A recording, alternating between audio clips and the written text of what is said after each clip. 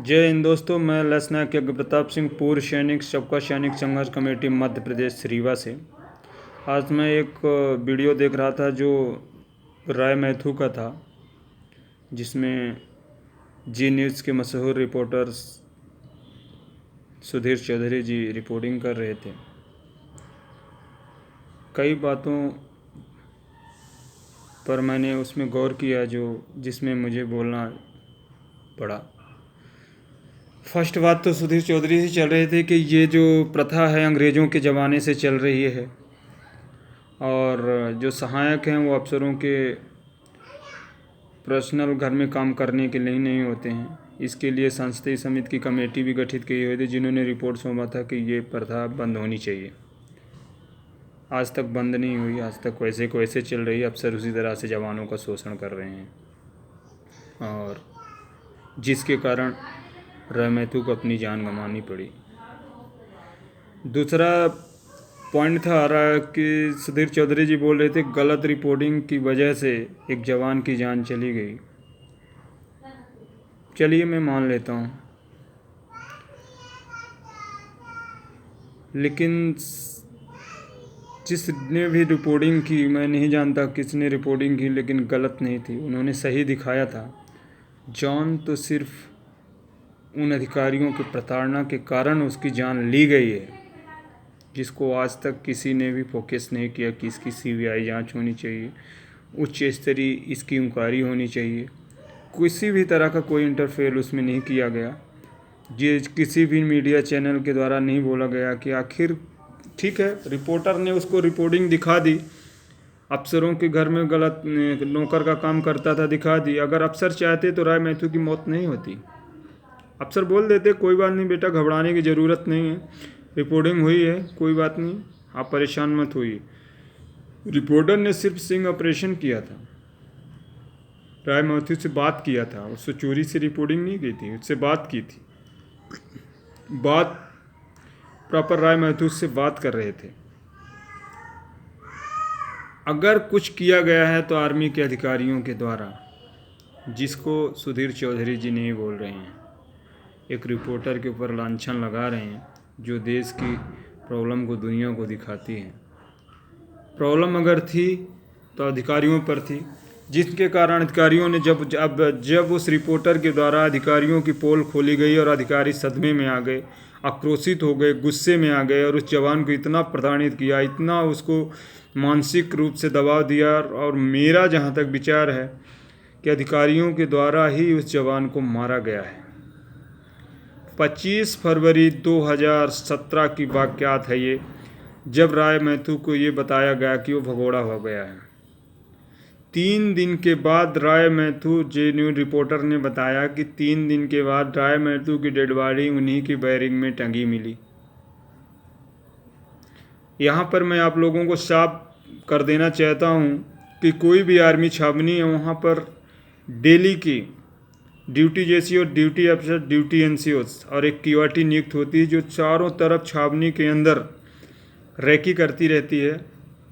छावनी के अंदर जितने भी बिल्डिंग हैं, जितने भी बैरिंग हैं, जिसमें जवान रहते हैं, जिसमें जवान नहीं रहते हैं, उनकी सबकी चेकिंग की जाती है ड्यूटी अफसर, ड्यूटी जेसी और ड्यूटी एनसीओ की तरफ से। सबका आलोके के एक फॉर्म होता है, ड्यूटी फॉर्म होता है, जो आलोके रिपोर्ट उसमें भरी जाती है कि साहब इतने इस बैरिंग में इतने जवान सो रहे हैं, इस बैरिंग में इतने हैं, सारे जवान सही हैं, ये बैरिंग खाली हैं, बैरिंग के अंदर कुछ नहीं है, इस बैरिंग में सामान है, यहाँ गाड़ियाँ हैं, ये सारी चीज़ें उस फॉर्म में भरी जाती हैं।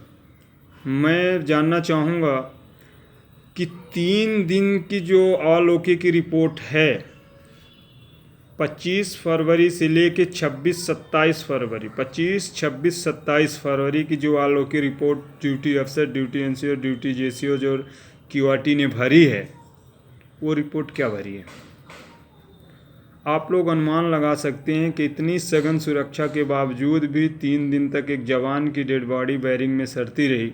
जैसे कि जी न्यूज़ रिपोर्टर सुधीर चौधरी साहब ने बताया कि 3 दिन तक देवला उनकी बैरिंग में उनकी डेड बॉडी टंगी रही और किसी अब जवान को पता नहीं चला।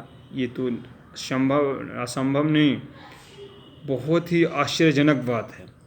मैं खुद आर्मी पर्सन हूँ और मुझे पता है कि किस तरह से सेना के अंदर चेकिंग की जाती है।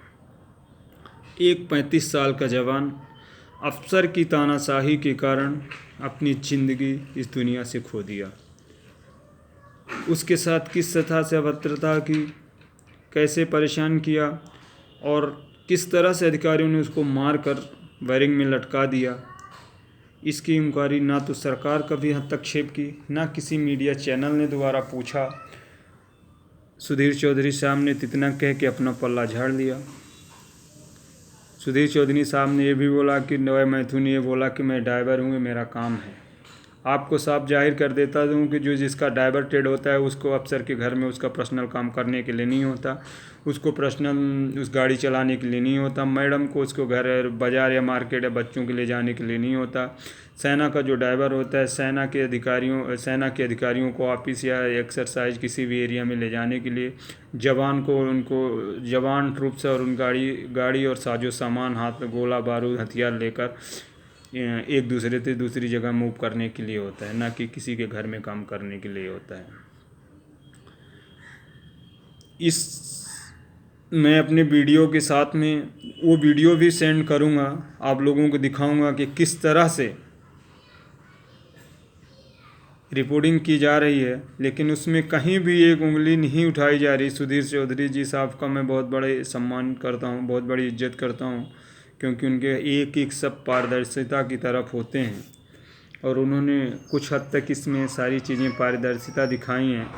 लेकिन इतना मैं उनको याद दिलाना चाहता हूँ, शायद वो भूल गए होंगे, कि एक जवान की रिपोर्टिंग अगर किसी चैनल ने किया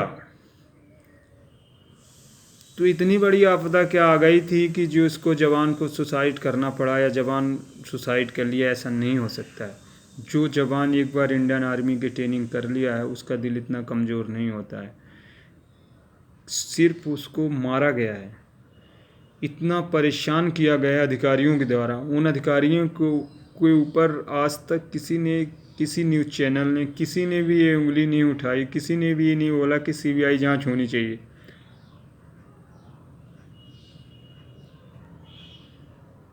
और वायरिंग में एक जवान की डेड बॉडी मिलना, 3 दिन तक टंगी रहना, एक बहुत ही आश्चर्यजनक की बात है। भारतीय सेना ने कहा है कि गलत रिपोर्टिंग की वजह से उसने सुसाइड कर ली। रिपोर्ट करने वाली गलत नहीं थी, उसने गलत। भारतीय सेना के अधिकारियों ने ये क्यों नहीं कहा कि गलत मैंने जो अन्याय कर रहा हूँ, जो भारतीय सेना के अधिकारी जो गलत कर रहे हैं उसके उजागर होने की वजह से उन्होंने राय मैथुन को मार दिया। गलत रिपोर्टिंग की नहीं, गलत अधिकारियों के अन्याय को उजागर करने की वजह से राय मैथुन की जान गई है। और अब भी मैं सरकार से निवेदन करता हूँ कि अगर आप राय मैथुन को न्याय दिलाना चाहते हैं तो उसकी CBI इंक्वायरी करवाइए। दूध का दूध, पानी का पानी हो जाएगा। जय हिंद, जय भारत।